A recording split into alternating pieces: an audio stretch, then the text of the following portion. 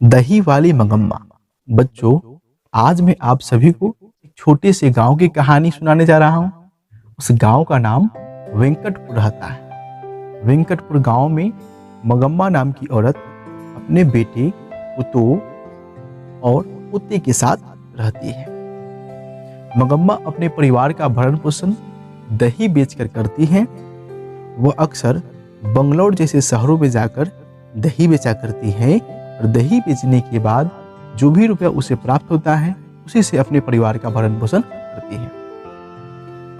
जब भी वह दही बेचने जाती है बंगलौर शहर में, तो लेखक के घर जरूर जाती है और लेखक के घर भी दही बेचती है और अपने सुख दुख को वहां पे बताती है।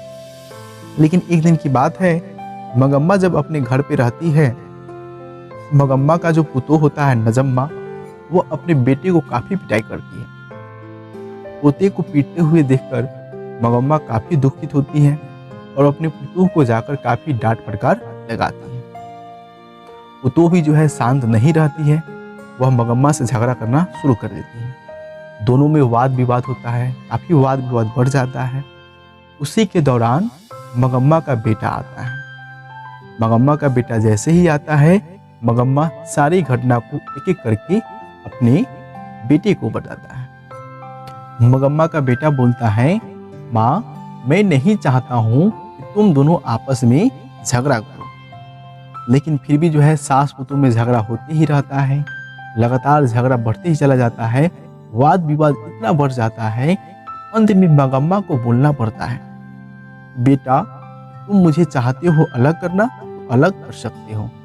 बेटा बोलता है कि माँ, मैं तो अलग करना नहीं चाहता हूँ, लेकिन अगर आप शर्त रखते हैं कि पत्नी और माँ में किसे चुना जाए, मैं अपनी पत्नी को चुनूंगा, क्योंकि मेरे सिवा इसका कोई और नहीं है। आप तो अकेले भी रह सकते हैं।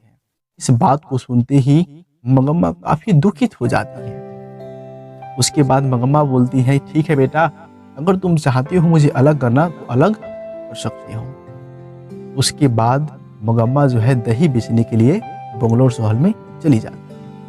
जब वह शाम को बंगलौर शहर से दही बेचकर आती है, तो देखती है कि सारा जो बर्तन है उसे अलग दो हिस्सों में बांट दिया गया है। उसका बर्तन अलग साइड में रख दिया गया है, वैसा ही बर्तन रखा गया है। मगम्मा समझ जाती है, बेटा पुतों जो है मुझे अलग कर दिया है। फिर भी मगम्मा थोड़ी सी दुखित होती है, लेकिन फिर से जो है सुखी रहना शुरू कर देती है। खाना बनाती है, आती है और बंगलौर शहर में चली जाती है दही बेचने। जब मगम्मा अपने बेटे पुतों से अलग हो जाती है, वह सोचती है कि अब मैं किसके लिए धन कमाऊं। जो भी रुपया वह कमाती है वह अपने आप पर खर्च करना शुरू कर देती है। वह अपने पोते से काफी प्यार करती है, इसलिए अक्सर अपने पोते के लिए कुछ न कुछ मिठाई खरीदकर जरूर लाया करती है और छुप छुपाकर उससे मिला करती है। लेकिन एक दिन की बात है, जब मगम्मा दही बेचकर वापस आ रही होती है, तो उसी के गांव का एक रंगप्पा नाम का आदमी, जो स्वभाव से जुआरी एवं चोर होता है, वह उसे बीच रास्ते में रोक लेता है। रोकने के बाद मंगम्मा को बोलता है कि मंगम्मा, मुझे कुछ रुपए की जरूरत है, क्या तुम मुझे कुछ रुपए उधार दे सकते हो? मंगम्मा बोलती है कि मेरे पास कोई रुपए नहीं है। तो रंगप्पा बोलता है कि मंगम्मा, मुझे सब कुछ मालूम है, तुम्हारे पास रुपए हैं, तुम उसे जमीन के अंदर गाड़ कर रखती हो। इस बात को सुनकर मंगम्मा घबरा जाती है और कैसे भी करके वहां से वापस चली आती है। मंगम्मा रंगप्पा से तो छुटकारा पा लेती है और वापस घर चली आती है, लेकिन इस बात की जानकारी उसके बेटे पुतों को हो जाता है। बेटे पुतों सोचते हैं कि लगता है कि माँ रंगप्पा नाम के आदमी को अपना रुपया देना चाहती है। बेटे पुतों को अपनी गलती का एहसास हो गया रहता है। वह सोचता है कि माँ से अब हमें माफी मांग लेनी चाहिए, क्योंकि कहा गया है जब दूरियां बढ़ता है तो प्यार भी बढ़ता है।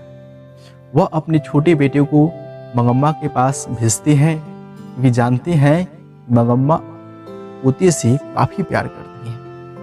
और इसी बहाने जाकर बेटा पुतों जो है मंगम्मा से माफी मांग लेते हैं और उसी के बाद ये कहानी समाप्त हो जाता है और बेटे पुतों को अपने गलती का पछतावा होता है। बच्चों, ये कहानी जो है केवल दही बेचने वाली मंगम्मा की नहीं है, ये पूरे संसार की कहानी है, हर घर की कहानी है, हर उस मंगम्मा के साथ ऐसा ही होता है। इस कहानी से आपको क्या सीख मिला, आप हमें कमेंट करके जरूर बताएंगे।